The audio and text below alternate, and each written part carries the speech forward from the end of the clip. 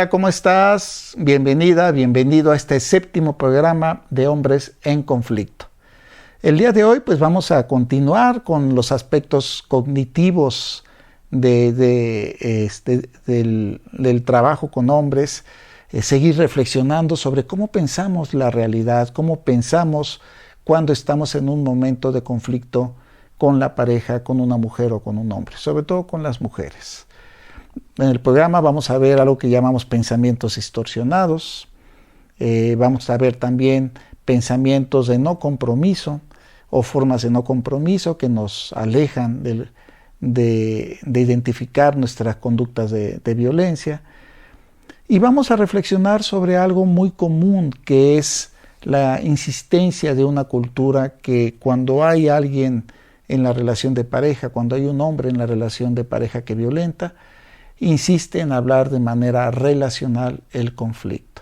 Esa cultura de hablar de forma relacional los conflictos, pero sobre todo de hablar de forma relacional situaciones en las que un hombre ha ejercido violencia, no nos ayuda a los hombres para hacernos responsables de las conductas de violencia que llegamos a ejercer.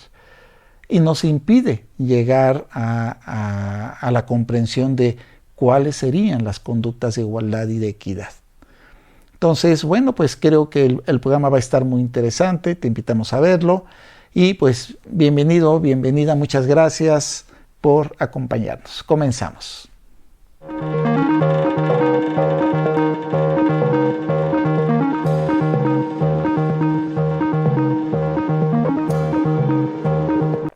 Pues vamos a ver el tema del día de hoy. El tema del día de hoy son los pensamientos distorsionados y las formas de no compromiso que llegamos a tener los hombres en los conflictos con las demás y los demás. Vamos a pensar que hay distintos tipos de conflictos que los hombres enfrentamos. Algunos conflictos los resolvemos sin mayor problema, los abordamos de manera clara y de manera adecuada, llegamos a acuerdos, no violentamos a nadie. Pero hay otros conflictos que nos generan algún sentimiento, especialmente de enojo, de ira, algún malestar en particular, que se refleja en nuestro cuerpo, en la manera en la que hablamos, etcétera, etcétera. Estos conflictos que son especialmente significativos, usualmente se deben a que tienen que ver con nuestra identidad. Y en el caso de los hombres tiene que ver sobre todo con posiciones de poder.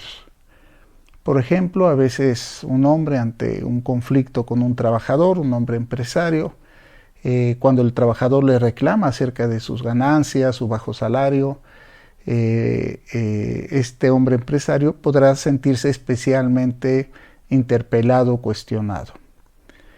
Cuando hay un hombre de piel morena, de piel negra y cuestiona a una gente blanca acerca de sus posiciones de poder por su situación de tener una piel más clara y la sobrevaloración que la sociedad le da a esa característica física, pues esta persona blanca se puede sentir también más cuestionada. Lo mismo pasa cuando una estudiante o un estudiante cuestiona a un maestro, a alguna maestra, o cuando un ciudadano o una ciudadana cuestiona a un policía. Lo mismo ocurre cuando una mujer cuestiona a un hombre. Especialmente se cuestionan las posiciones de poder. En el caso de la maestra, pues se cuestiona su adultocentrismo. En el caso del policía, se cuestiona su autoritarismo policíaco. Y en el caso de los hombres, las mujeres cuestionan sobre todo su machismo, su masculinidad. Los grupos sociales que tienen más poder usualmente actúan de distintas maneras cuando son interpelados por el otro grupo social que históricamente ha sido colocado en un lugar de subordinación. Hablemos de esta relación de hombres y de mujeres. ¿Qué pasa en los hombres cuando ella cuestiona algunas situaciones que ella considera injustas, que ella considera inadecuadas? ¿Qué ¿Qué hacen los hombres ante estos cuestionamientos? Como dije, algunos conflictos los solucionan de manera adecuada, pero hay otros que no. Hay otros en donde ellos se molestan mucho, se enojan mucho. Y en esos momentos puede surgir violencia. ¿Qué pasa en la mente de estos hombres particularmente? Hay algo que llamamos pensamientos distorsionados. Los pensamientos distorsionados son esas ideas que se generan cuando yo estoy especialmente molesto, cuando siento que me han cuestionado una situación que yo tal vez veía normal, pero que la otra gente lo ve como de poder, una posición de poder, de jerarquía, y eso yo no lo había visto y entonces me molesta que me cuestionen. Cuando una persona ve cuestionada su lugar de jerarquía, cuando el trabajador cuestiona al empresario, el estudiante al maestro o la estudiante a la maestra, cuando el indígena cuestiona al blanco, cuando la gente de campo cuestiona a algún citadino, cuando alguien de la diversidad sexual cuestiona a un heterosexual, cuando alguien de la tercera edad cuestiona a un adulto, a alguna adulta, cuando una mujer cuestiona a un hombre, usualmente se pueden dar casos de pensamientos distorsionados en quien recibe ese cuestionamiento. Los pensamientos distorsionados son todas esas ideas que surgen en un momento de crisis por un conflicto que estoy teniendo con alguien que yo consideraba obediente, que yo consideraba sumiso o sumisa, y que de repente rechaza esa obediencia o rechaza esa sumisión y se resiste a través de una confrontación directa a mi persona. Y ojo, estoy hablando de confrontación a mi persona, no de violencia, sino de confrontación.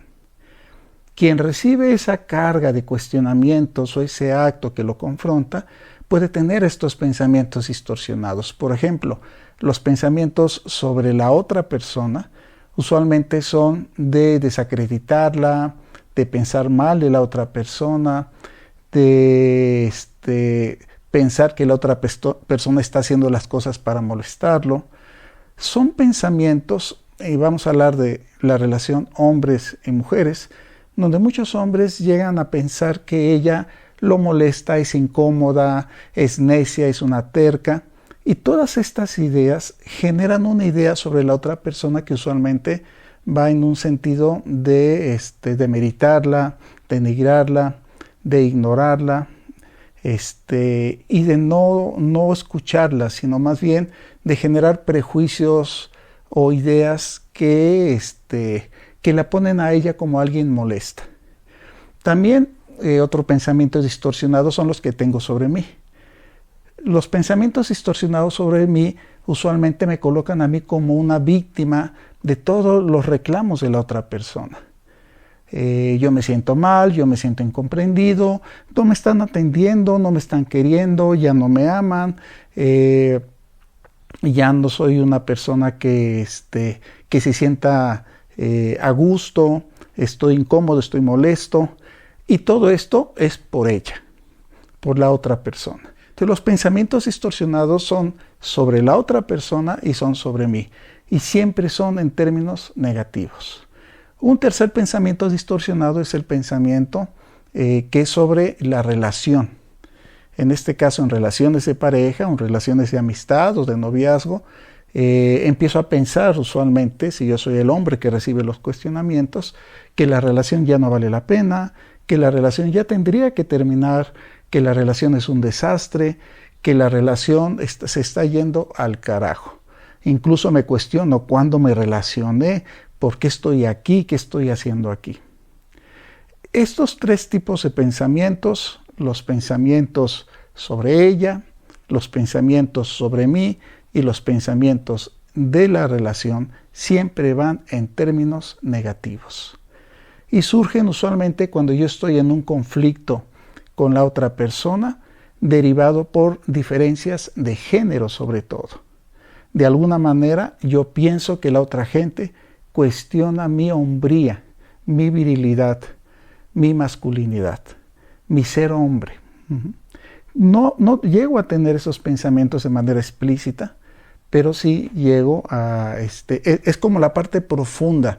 que hay en torno a los pensamientos distorsionados, un cuestionamiento a mi virilidad. Si esto lo llevamos a un problema social, a una dimensión social, el capitalista al final empieza a pensar que el trabajador lo cuestiona porque él tiene dinero y él no. El adulto se siente cuestionado en su adultez por la estudiante o el estudiante. El policía en su autoridad por parte del ciudadano o la ciudadana.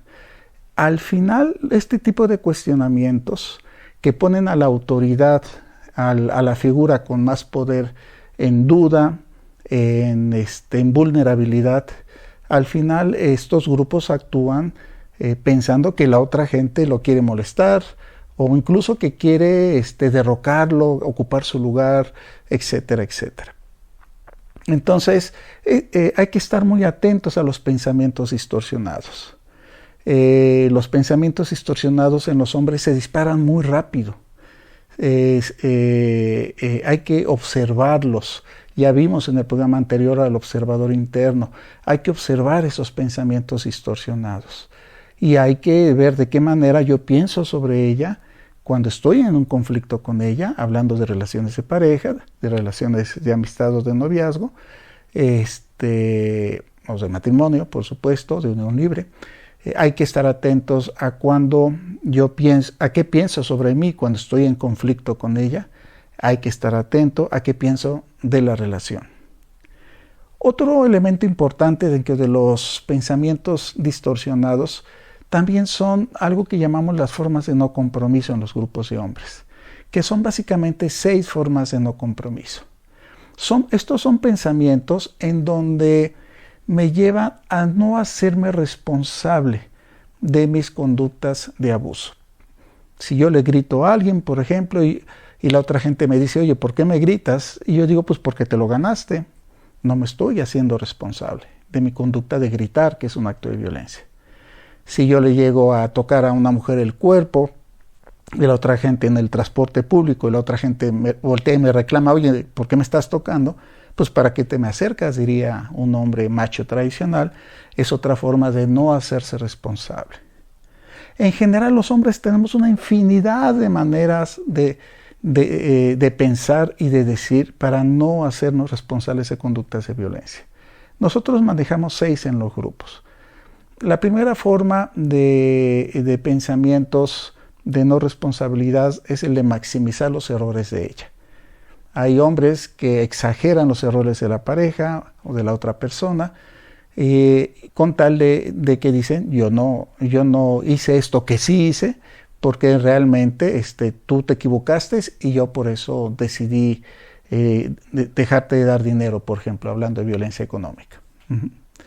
Hay hombres que usan otra manera, que es minimizando su conducta de violencia. En vez de maximizar los errores de ella, hay otros hombres que minimizan sus conductas de violencia y dicen, no, yo sí te di una cachetada, pero no te di un golpe. O sea, di que te di una cachetada porque te pude haber dado un golpe. Entonces están minimizando el hecho de haber realizado una conducta de violencia. Otra forma de pensamientos de no compromiso es el de culparla. Ya puse ejemplos en este sentido. Es cuando yo la empujo o yo le digo un insulto y la otra persona me dice, oye, no me insultes, me estás lastimando. Y yo digo, pues tú te lo ganaste, es porque me dices tal cosa, ¿no? Otra manera es negar lo que estoy haciendo. Cuando yo de repente, no sé, o sea, no atiendo alguna llamada en donde ella, porque estoy molesto con ella, urge hablar, y de repente ella me reclama después y yo le digo, no, yo ni siquiera vi el teléfono cuando sí lo había visto, ¿no? Por ejemplo. Hay muchas maneras de negar las conductas de abuso, ¿no? No te empujé cuando fue evidente que sí le empujé, por ejemplo. O negar dar dinero a la casa, no me lo gasté en mí cuando haya sido evidente que sí me lo gasté en mí y no hacerme responsable de gastos económicos en la casa. Otra manera es coludirse, otra forma de no compromiso. La colusión es una estrategia que yo puedo usar en una reunión familiar, en un salón, en un ambiente de trabajo, en donde, por ejemplo, yo insulto a una compañera o en una reunión familiar, tengo una expresión que hiere a mi pareja y entonces es notorio que la insulté. Y entonces busco en mi hermano, en un compañero de trabajo, una afirmación positiva, algo así como, pues, ¿verdad que se ve mal? O, ¿verdad que es tonta? O, ¿verdad que así las mujeres no saben pensar las cosas? Y la otra gente refuerza ese dicho misógino, esa violencia verbal que yo hice. Ese reforzamiento del compañero que dice sí amigo, o del hermano de sí hermano, así son todas las mujeres, unas tercas, son conductas de colusión. Y finalmente tenemos la conducta de cinismo, que es una manera de pensar en donde ante los reclamos de ella yo digo, mira, así soy y qué, tú así me querías, ¿no? Tú me conociste que yo era mujeriego, pues sigo siendo mujeriego. Tú me conociste borracho, pues sigo siendo borracho. Esa actitud cínica es una manera también de no asumir la responsabilidad sobre las conductas de violencia. Los pensamientos distorsionados, las formas de no compromiso, pues son recursos cognitivos, ideas que los hombres hemos aprendido en todo nuestro proceso de socialización, desde la infancia, que hemos reforzado en la adolescencia y que en la adultez ya están totalmente instalados, de tal manera que cuando se ocurre algún acto de violencia de otro hombre o mío, yo o genero pensamientos distorsionados o pensamientos de no compromiso para minimizar, negar y hacer invisible esa conducta de violencia de parte de los hombres. Comúnmente a este tipo de afirmaciones hay otro tipo de pensamiento que es muy común en los hombres, que es decir, bueno, al final, si vamos a hablar de violencia de género, es muy común que me digan algunos hombres, incluso académicos, investigadores, yo no entiendo la violencia de género, Roberto, porque para que haya un problema de pareja y haya violencia se requieren dos personas. Y de esa manera lo que hacen este tipo de personas es involucrarla a ella en una conducta que él realiza. Pensémoslo de esta manera. Si dos personas, un hombre y una mujer, tienen un conflicto y él le da una cachetada a ella porque ella le alzó la voz y le gritó, este hombre o la mayoría de la gente diría, bueno, es que ella lo provocó a él. Y es lo que comúnmente se acepta. Es una mirada relacional sobre los hechos de violencia en las relaciones de pareja y en la familia. Hay una mirada social instalada que es relacional. Pensemos en que la responsabilidad es distinta. Él tendría que hacerse responsable de su conducta de dar cachetada. Es su responsabilidad. Ella tendría que hacerse responsable de su conducta de gritar. Son dos responsabilidades distintas. Lo que buscamos en los grupos de trabajo con hombres es que yo me voy a hacer responsable de mi respuesta. Vamos a continuar, sigamos en la siguiente sección. Muchas gracias.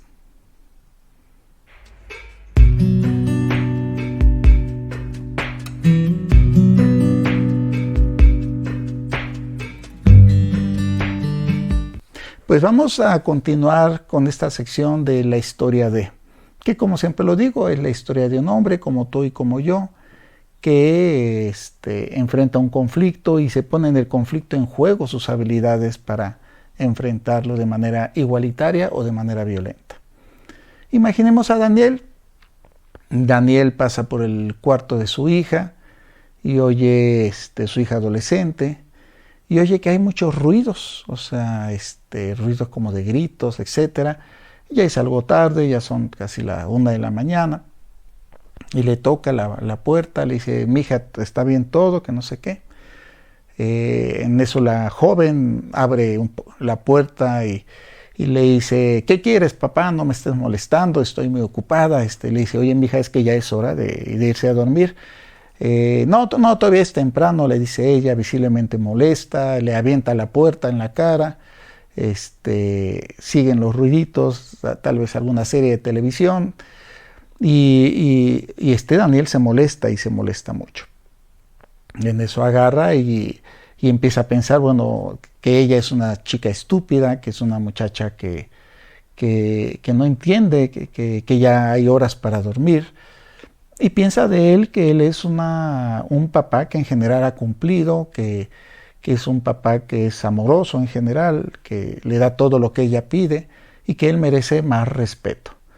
Se va al baño, está lavándose la boca, está pensando en todo lo molesto que está, su esposa ya está dormida, y al acabar sale del baño y en lugar de irse a dormir va y abre la puerta bruscamente y se mete, le pega un manotazo a la computadora donde la chica estaba viendo una televisión, le dice: te dije que ya te durmieras, que ya era hora de dormir, y visiblemente enojado, y la muchacha se pone a llorar.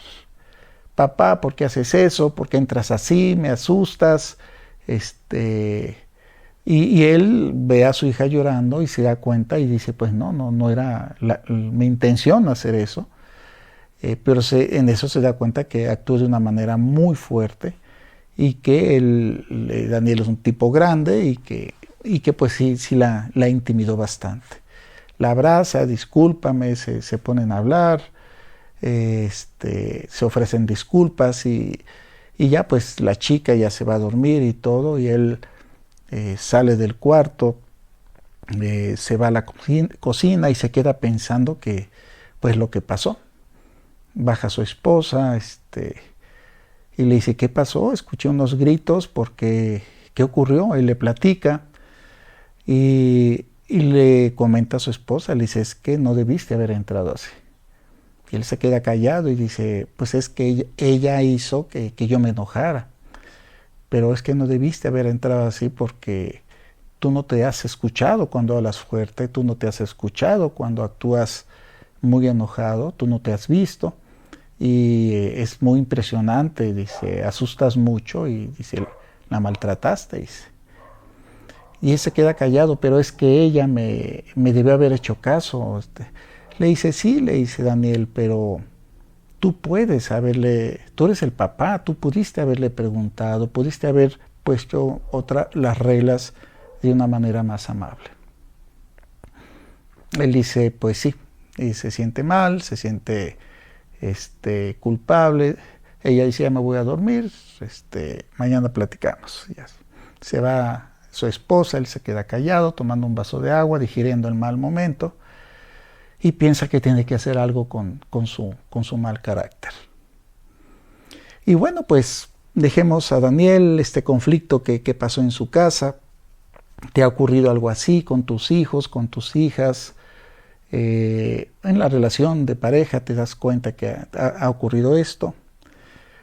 Veamos a Daniel qué le ocurrió, ¿no? O sea, la chica estaba haciendo lo que estaba haciendo, pero si te das cuenta, Daniel empezó a pensar sobre ella, sobre su hija, que era una muchacha desobediente, que era una muchacha que no hacía caso, y en general Daniel se generó una serie de ideas que empezaban, sin que él se diera cuenta, a preparar el terreno para el ataque cuando él se estaba lavando la boca. Después, cuando pensó sobre él, se dio cuenta, pensó que él no estaba valorado, que él no lo quería, que su hija no lo valoraba, y también eso empezó a preparar el terreno para el ataque. Y finalmente pensó sobre la relación y pensó que él se sentía desvalorado en esa relación. Si Daniel hubiera tenido trabajo personal, se hubiera dado cuenta que todo eso estaba preparando el terreno para atacarla. Y bueno, con base en estas ideas cargó pilas y fue y la atacó. Esas son las ideas de Daniel que debió haber manejado distinto. ¿Habría otra manera de manejar el conflicto? Sí. Dialogar con la hija, como lo acabó haciendo, sin intimidarla, sin castigarla, y llegando a un acuerdo. Comprender qué estaba viendo, por qué lo estaba viendo. Daniel no preguntó, solo ordenó. Las ideas distorsionadas, sobre todo, imponen obediencia en las otras personas, un castigo. Pero algo que nos pasa a los hombres es que no nos damos cuenta que al castigar alejamos a las personas.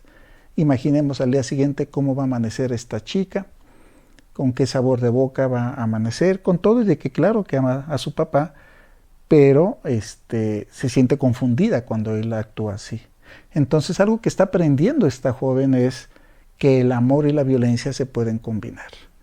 Y yo les aseguro que si le preguntamos a Daniel si es eso lo que le quiere enseñar a su hija, él diría que por supuesto que no, pero lo está haciendo. Entonces, bueno, a buscar nuevas maneras de pensar y de solucionar los conflictos con las hijas, con los hijos y con la pareja también. Vamos a continuar, sigamos en la siguiente sección. Muchas gracias.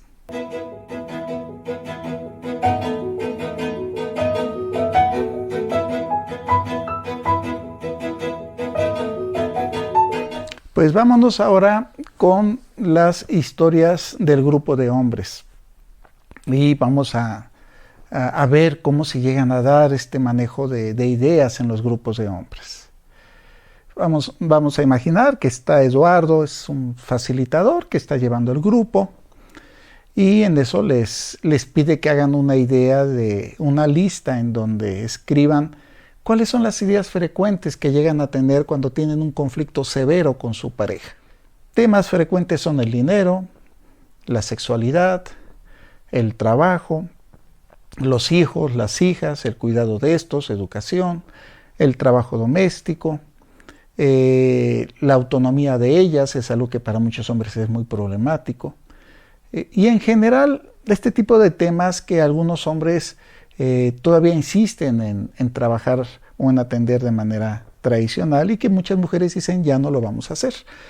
Entonces Eduardo les pide que escriban en una hoja las ideas que llegan a tener cuando tienen conflictos por algunos de estos temas. Las van escribiendo y entonces les pregunta Eduardo, a ver compañeros, ¿qué es lo que piensan cuando llegan a reaccionar de esa manera con su pareja ante estos conflictos? ¿Qué ideas llegan a tener? Entonces Horacio levanta la mano y dice, bueno, miren, yo compañeros, pues sí me doy cuenta, a mí algo que me molesta mucho es que mi esposa gana más dinero que yo, ¿no? Y entonces yo a veces sí le digo que deje de trabajar, que se dedique al cuidado de los niños, que yo le doy dinero. Y ella me dice que esa presión que yo ejerzo es violencia económica, dice. Y Eduardo le pregunta a Horacio, bueno, dinos, ¿qué piensas cuando ella te hace ese reclamo? Dice, bueno, yo pienso que ella se lo ganó, que ella tiene la culpa de que yo le haga esos reclamos porque gana más dinero que yo. También le digo que no es cierto que esto sea una forma de violentarla, que yo nada más estoy ejerciendo un derecho de decir mi opinión. Incluso yo a veces, cuando estamos en alguna reunión con sus hermanos, yo a sus hermanos les digo que su hermana trabaja demasiado y ellos me apoyan.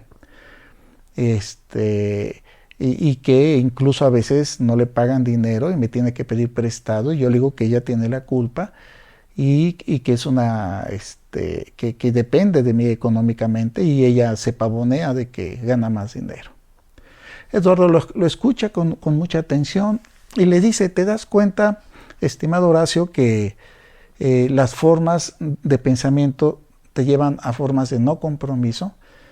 Y Horacio le dice, no, ¿a qué te refieres? Y entonces en el pizarrón él empieza a escribir, mira, por ejemplo, tú niegas que esa manera de expresarte sea una conducta una manera de violentarla, de presionarla. Eso se llama negar tu conducta de violencia, es negación. Después tú dices que buscas la opinión de sus hermanos para que reafirmen tus dichos en torno a que ella deje de trabajar. Eso se llama colusión, le dice. Y también dice, tú la culpas a ella porque ella gana más dinero que tú y tú dices que eso te molesta. Eso se llama culparla, o sea, y que por eso tú te das el derecho de opinar de esa manera. Entonces, si te das cuenta, ejerces una forma de violencia emocional, violencia económica, con esta presión, y tu reacción es culparla, es negar, es coludirte con sus hermanos, e incluso cuando no le llegan a pagar, tú le reclamas que te pida dinero. Eso se llama maximizar una condición de ella de vulnerabilidad y también no te permite hacerte responsable de tu violencia. Se queda callado Horacio, dice, es que no lo había visto así. Dice, yo pensé que nada más era una opinión. Y le dice, Eduardo, es una opinión, pero detrás de esa opinión hay una carga de formas de no compromiso y de maneras de pensar que no te están permitiendo expresarte de otra manera más que solamente atacándola. Dice, y Eduardo, Horacio dice, pues sí, no lo había pensado, voy a tomar nota, lo voy a reflexionar, pues gracias. Gracias, le dice Eduardo, ¿algún otro compañero que quisiera comentar?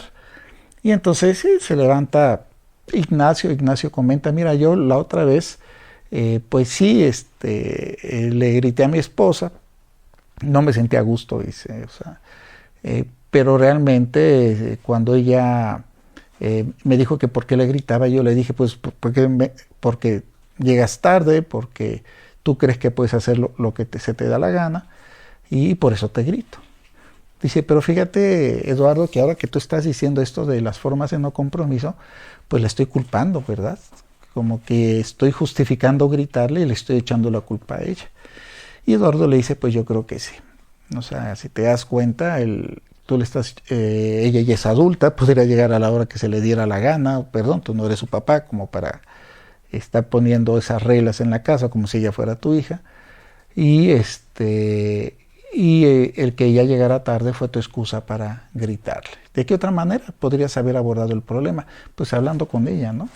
Tal vez diciéndole que me preocupaba que le pasara algo. Y Eduardo le dice, pues sí, hubiera sido bueno. ¿Quién más? Dice Eduardo, otro compañero, Adrián levanta la mano y dice, bueno, yo también algo que hice la otra vez fue muy simple, iba caminando y mi novia me dijo que ella consideraba que yo coqueteaba mucho con muchas chicas en la calle. Adrián era un tipo bien parecido, es un tipo bien parecido, y que esa situación de coqueteo a ella le da inseguridad. Y yo le contesté a mi novia, le dice Adrián a Eduardo, le dice que pues yo así era, que ella me conoció así y que se aguantara. Pero ahora con lo que estás diciendo, con lo que acabamos de ver, pues veo que es un comportamiento de cinismo, ¿verdad? Y le dice Eduardo, sí, es un comportamiento de cinismo, en donde tú dices, yo soy así, ¿y qué? Dice, y con eso, dice Adrián, pues justifico mi violencia. Dice, pues creo que mejor ya no voy a ser cínico y la voy a escuchar porque no me interesa y yo no quiero que ella se sienta insegura en la relación. Gracias, le dice Eduardo, qué bueno que lo estás reflexionando. Pues dejemos al grupo de hombres, cómo ve las experiencias de Adrián, de Ignacio, cómo ves estas experiencias de los compañeros, Eduardo facilitándolos, todos de alguna manera tienen dichos y maneras de hablar que se filtran estas ideas en donde se acaba asumiendo formas de no compromiso. Entonces, pues la invitación básicamente es estar atentos cuando expresamos estas ideas de no compromiso y pararlas, porque eso nos lleva a no establecer un puente de diálogo, de comunicación con otra persona. Y bueno, pues te invitamos a eso, a que las identifiques, las formas de no compromiso, reconozcas si sí hubo alguna conducta de abuso y mejor trabajes sobre tu responsabilidad en tu conducta de violencia. Si yo piso a alguien, pues yo soy responsable de esa pisada que lastimó a otra persona. No se vale decirle a la otra persona, ¿para qué pones el pie ahí, verdad? No, más bien yo me tengo que hacer responsable de eso. Muchas gracias y bueno, vámonos a la siguiente sección. Gracias.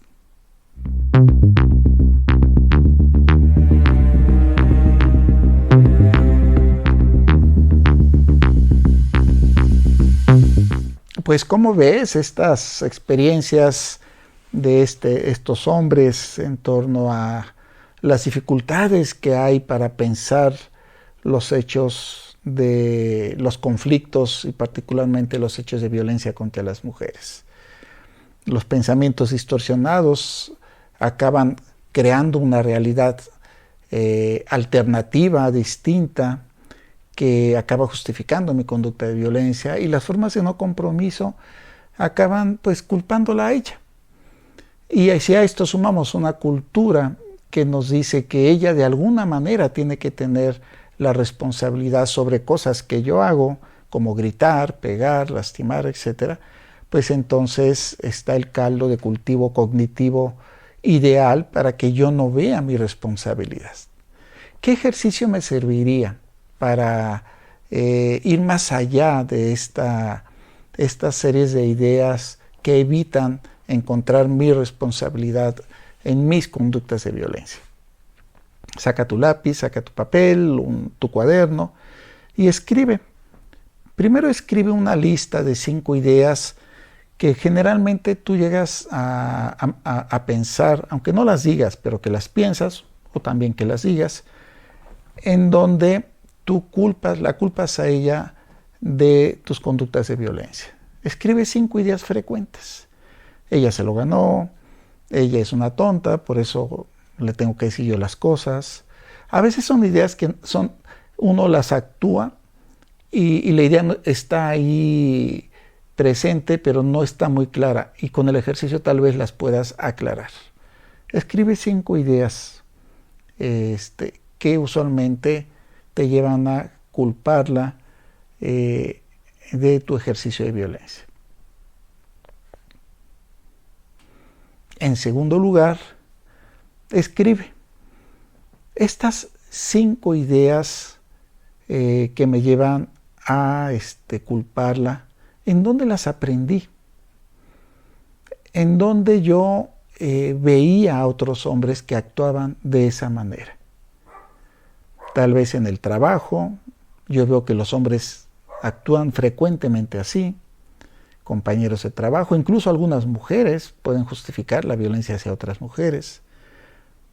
Tal vez en mi comunidad, el vecino, la persona de la tienda, la vecina, usualmente llega a decir frases de ese tipo. O tal vez en mi familia de origen era común que papá, que mamá dijera frases de ese tipo. ¿Dónde aprendí esa manera de pensar que culpa a las mujeres sobre la conducta que yo realizo? Y escríbela. Y en un tercer momento escribe de qué te das cuenta sobre estas ideas y sobre sus orígenes. ¿De qué te das cuenta? Y pregúntate qué pasaría si las dejas, si las cambias. ¿Mejoraría tu relación de pareja? ¿Mejoraría la relación con las mujeres que están a tu alrededor? Bueno, pues este sería el ejercicio. Si quieres compartirlo en los comentarios, que por cierto, dale like, dale me gusta. Esa es mi gatita Ginger, que anda por aquí, anda dando lata. Las perritas andan por allá, las tengo que dejar en otro lado. Y bueno, pregúntate qué es lo que aprendes con este tipo de ejercicio. Muchas gracias y vamos a continuar.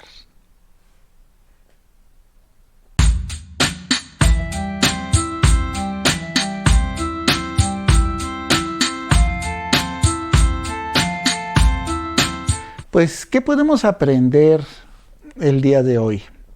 ¿Qué nos llamó la atención?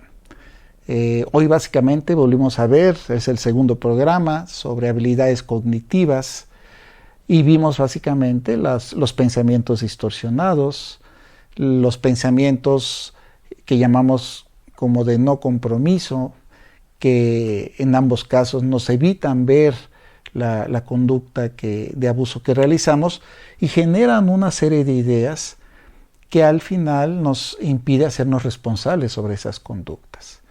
Y también platicamos acerca de esta cultura muy masculina que insiste en incluir a la otra persona en un acto de violencia que yo realizo contra esta persona, como si ella fuera responsable de la violencia que yo estoy ejerciendo. Esta cultura de pensar los conflictos de manera relacional, en donde incluyo a la mujer como si ella hiciera algo para que yo justificara justificar el maltrato. Y pues no compartimos eso. Entonces, estos tres elementos, los pensamientos distorsionados, las formas de no compromiso o pensamientos de no compromiso, y esta cultura del pensamiento relacional, pues no nos están ayudando mucho a los hombres.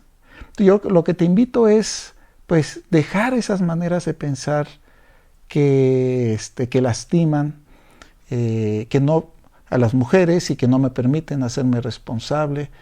Ejercitar el observador interno, que ya comentamos en el programa anterior, para que cuando veas que piensas de manera distorsionada, pares. Cuando vas a generar un pensamiento de no compromiso, pares. Y cuando veas que estás repitiendo esta cultura de echarle la culpa a ella por algo que tú estás haciendo, un maltrato en este caso, que es el tema que estamos abordando y que abordamos en todos los programas, la violencia que los hombres ejercemos, paro esa manera de pensar relacional. No me va a ayudar.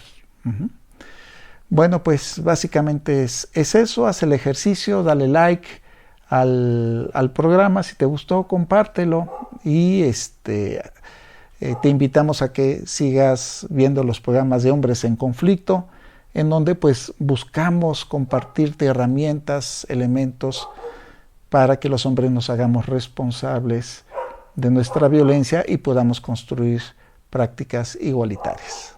Muchas gracias y hasta el siguiente programa. Hasta luego.